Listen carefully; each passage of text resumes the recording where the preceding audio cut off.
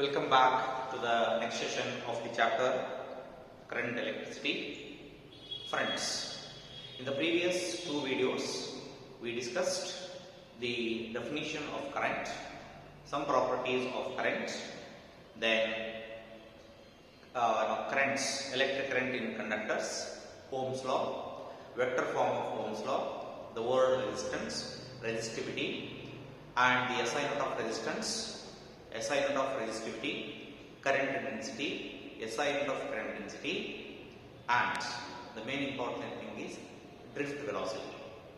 As we know that the drift velocity, the definition of drift velocity means when the electrons are drifted towards the positive end of the conductor under the influence of external electric field, then that process itself is called as, or the velocity possessed by the electrons, free electrons inside the conductor is called as a drift velocity.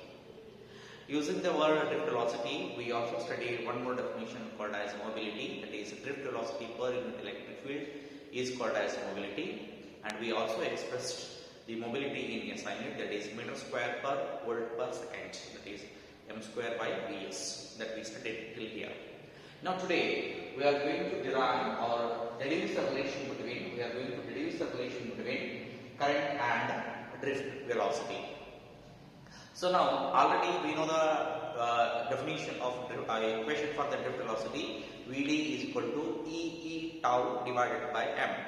That concept only we are correlating with the the current that we are going to discuss today. Let us start one by one. So now consider a metallic conductor.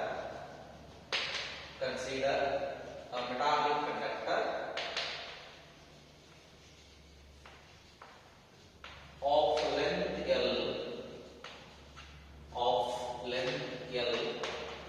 and cross-sectional area A. So this is the first basic need. Here I considered a metallic conductor of length L and cross-sectional area capital A. This place very important. Let's go to the next point. In the next point I say, let n be the number of free electrons. N be the number of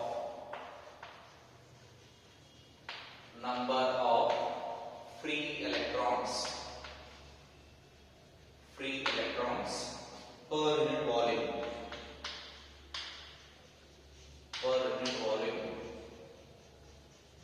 So here I consider there are n number of free electrons are present inside the metal conductor.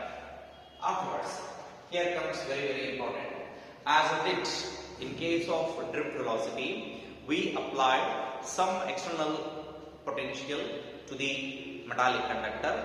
As a result, an electric field is set up inside the conductor.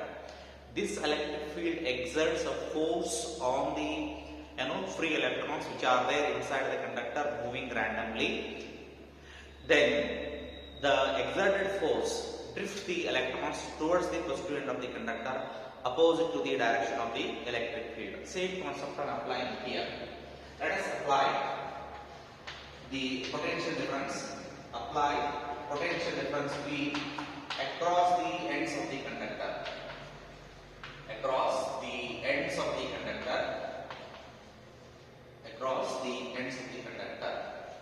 As a result, what happens? An electric field is set up. Inside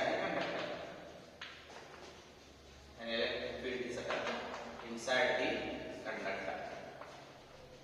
Once this electric field is set up inside the conductor, given by E is equal to V by L. That's already we know that. E equal to V by L. Then in the next case, this electric field vector E drifts the electrons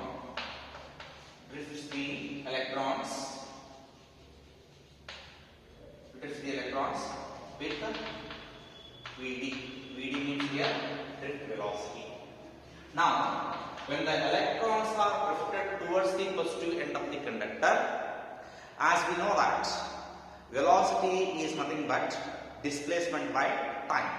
So that means what? Here relaxation time is there, tau. Now I am considering soon after the drifting, the electrons or an electron, I am taking a single electron, that electron is covering some distance or say displacement. The distance covered by the electron soon after the drifting in short interval of time delta t. That means the distance traveled by the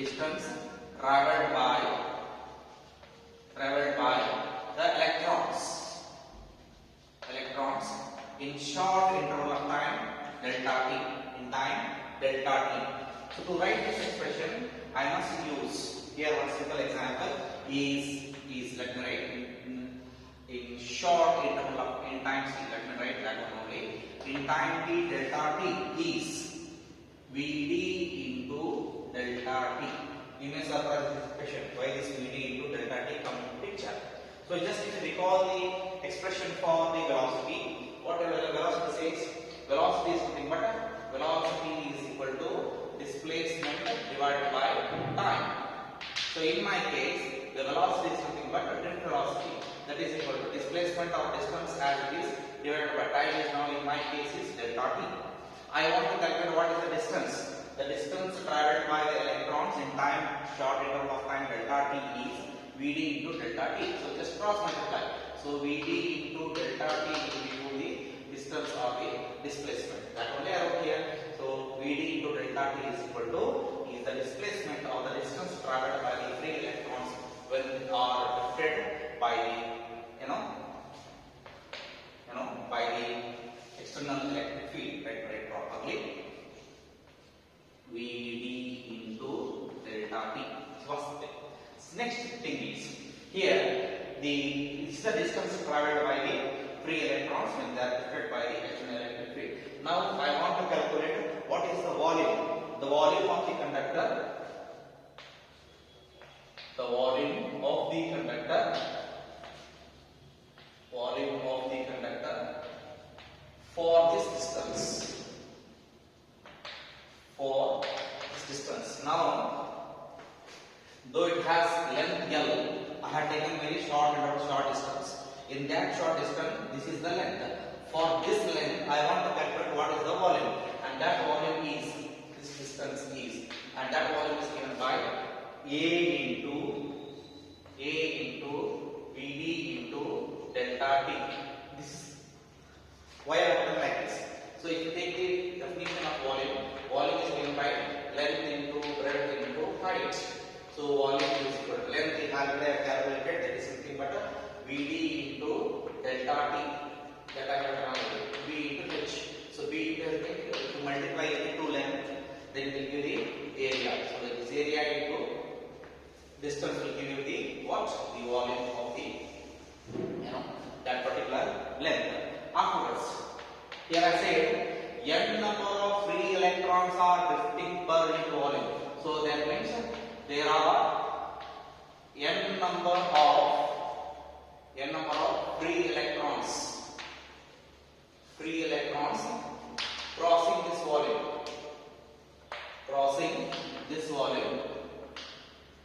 crossing this volume is just multiply by n.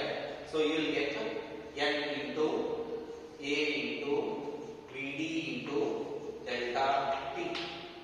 So now after this, next point is if E is the or minus E is the charge.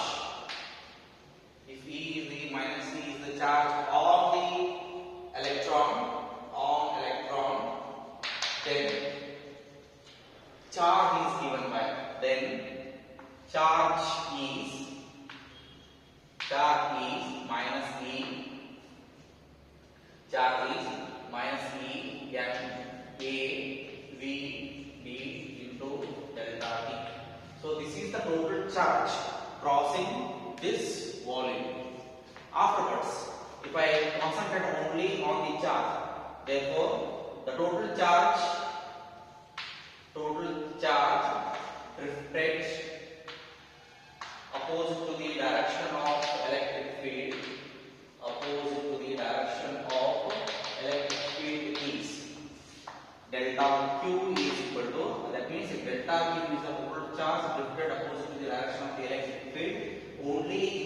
distance, then delta Q is given by delta Q is equal to, just to take E N A V D into delta T. Now, as we know that, one more very important definition. If I is the magnitude of current, if I is the magnitude of current, just recall the introduction, magnitude of current, then what we know? We know that I is equal to delta Q by delta T. Just recall the introduction class. Just if I substitute here the value of delta Q here, what I will get? E N A V D into delta T divided by delta T. Delta T get cancelled. Finally, I am left with one important definition. I is equal to N E A V into D. Look at this, very important expression. This is the relation between the current and the drift velocity. Drift velocity is given by I is equal to NEA into VD. So this is very important. This gives the relation between the current and the drift velocity. Friends, while watching this video, take a book and start writing the points one by one in your rough book. Then you will understand in a better way. And also try to get this, whatever the rough work I have given, to calculate the distance, to calculate the volume, that you have to write, then you will understand the concept thoroughly and arrive at the relation between the current and the drift velocity. So now, this is the very important relation.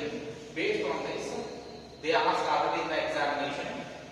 What they asked in examination, I will explain afterwards. So it is for 5 marks. That is why I am stressing this concept thoroughly. So now let's go to the next point. That means what? Here I have the current equation, current in terms of drift velocity. Now I am going to write some important concept that is called as current density,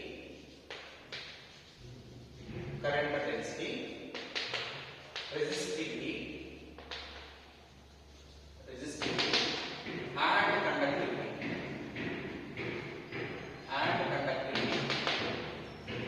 In terms of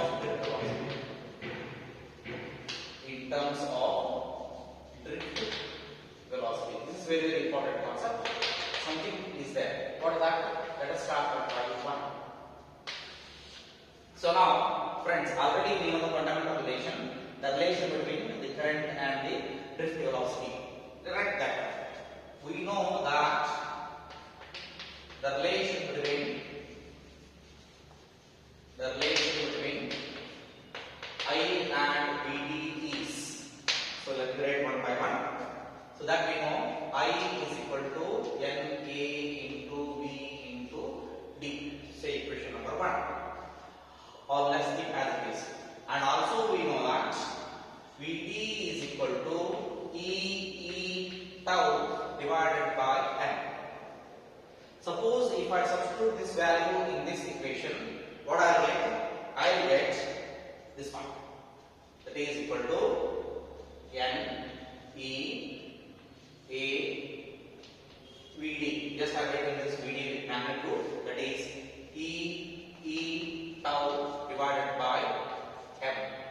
If you simplify, you get N E into E square E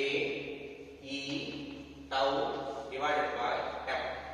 So this is right now, this is our current equation. Once if we substitute the value of drift velocity in this equation. Now current density is nothing but current density is what? Current per unit area. So then if I write this equation, then what I will get? Look at this.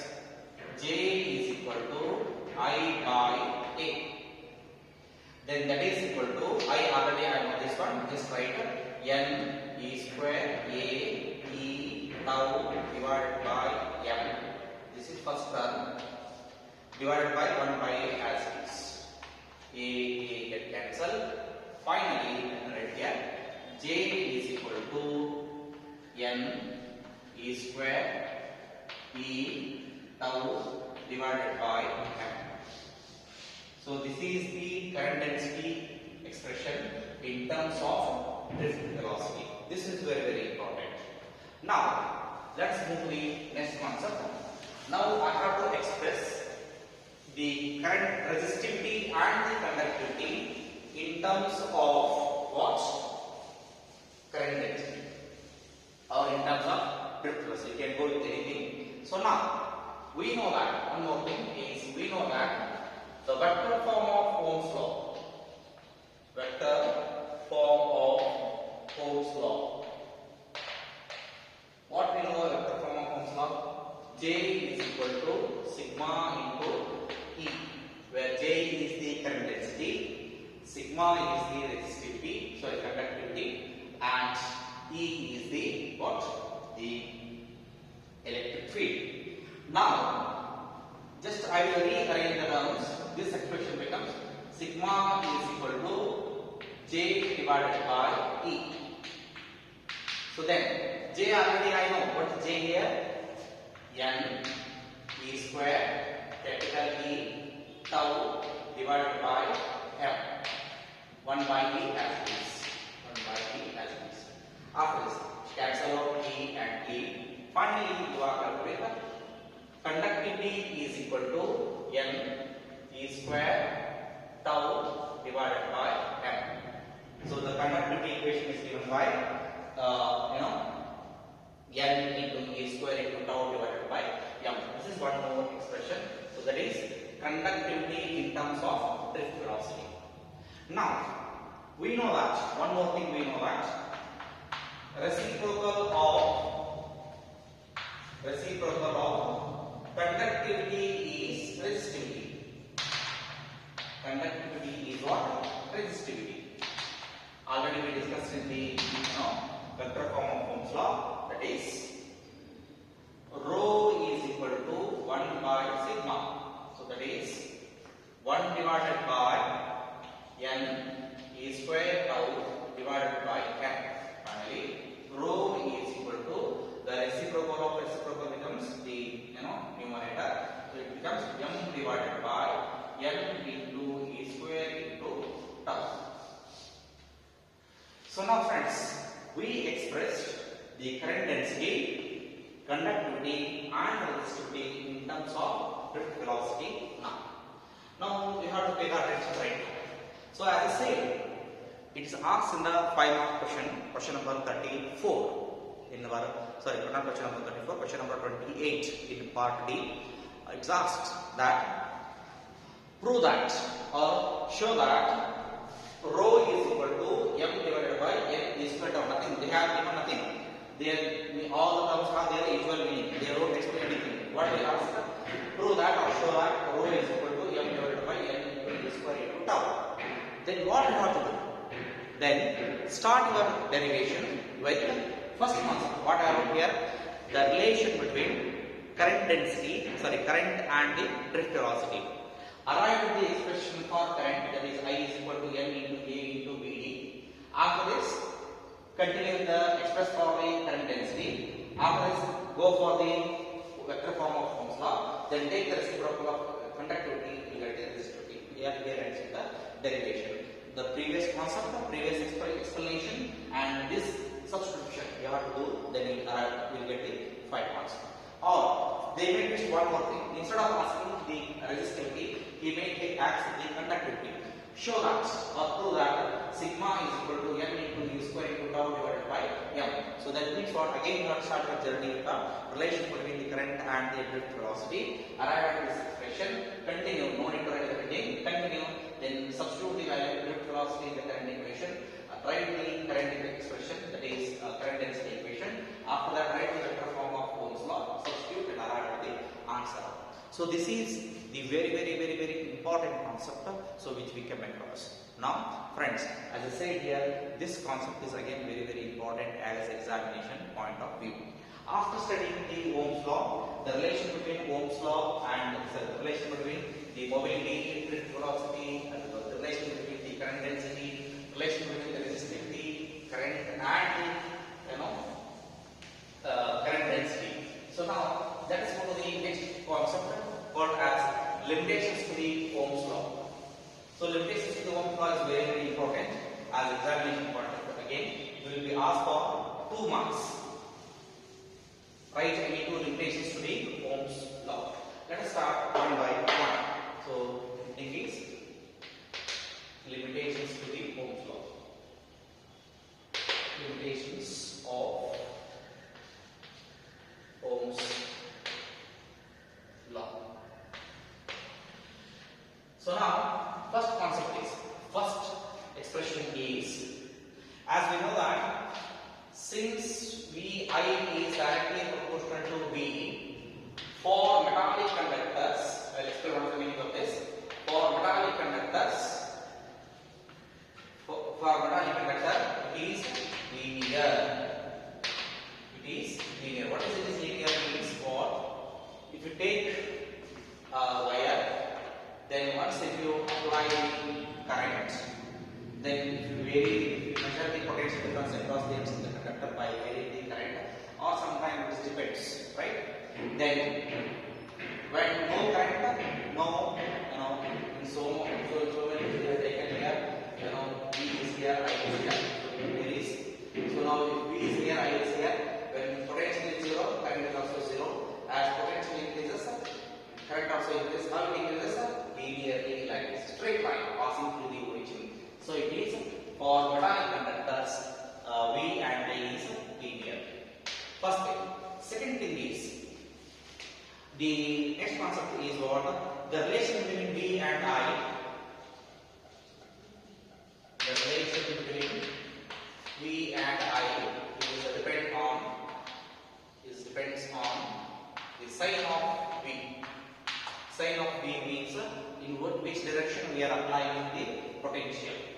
Then the third one is, right, now let us take some semiconductors. Okay, now one more thing here. So metallic conductors are obeying Ohm's law. So hence the metallic conductors are called as ohmic devices. What is the meaning of ohmic devices? The devices which are obeying Ohm's law. That means what? For every one value of voltage, there must be one value of current. For one value of voltage, one value of current. For one value of voltage, one value of current. So this is called as uniqueness. So this uniqueness comes only in metallic conductor. Hence all the metallic conductors are referred as or called as ohmic devices. So now let's go for the semiconductors. So once if I go for the semiconductor, for semiconductors and all these term and what? They are non-ohmic devices because they do not obey Ohm's law. So now if I plot the graph between V and I, it goes like this. You are going to perform these 2 experiments in the laboratory. So now if I take V and I, at the beginning, even if you apply the potential, there is no current. Gradually, slowly it increases like this. So you can say here, it is not non-linear. So for semiconductors, I and V is non-linear. It is non-linear. Now let me go to the fourth point, fourth limitation. So instead of this, if I take here I referred over a semiconductor. Instead of this semiconductor, if I take a particular semiconductor, for that semiconductor, 2 types of connections are come into picture. One is called as a forward bias, another one is a reverse bias. In chapter number 14, semiconductor electronics, we are going to study what is meant by forward bias and what is meant by reverse bias, and you are going to perform the forward bias and reverse bias of this given semiconductor silicon in the laboratory. Don't worry. So now just listen to the point. So when the semiconductors, when the LEDs or light emitter is connected in forward bias, it shows this kind of nature.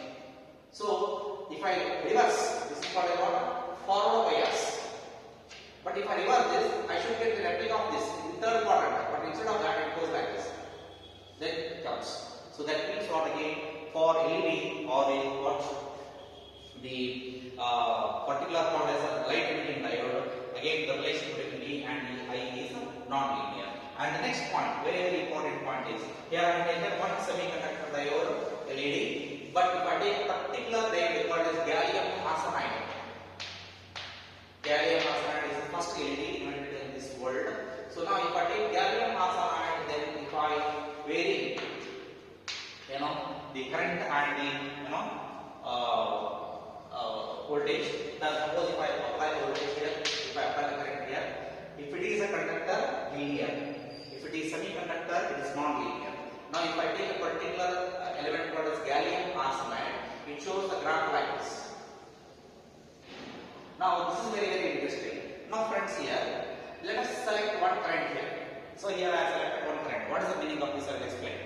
While explaining this, since I and B for a metallic conductor is linear means, there I said if you take one voltage value, there is a respective one current value, right? If there is one current value, there is that is called unique. Now if you come to this point, if you select any one point here on the current, then draw a perpendicular line to the graph, then look at this. For only one current value, there are two voltages, V1 and V2. It does not hold true because for only one voltage, there must be only one current. So I must be proportional to V, but it fails here. So that means what here, the value of, there are more than one value of V. There are more than one value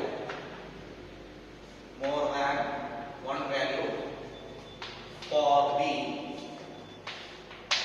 or of V, more value of V for say current, because only this current is same.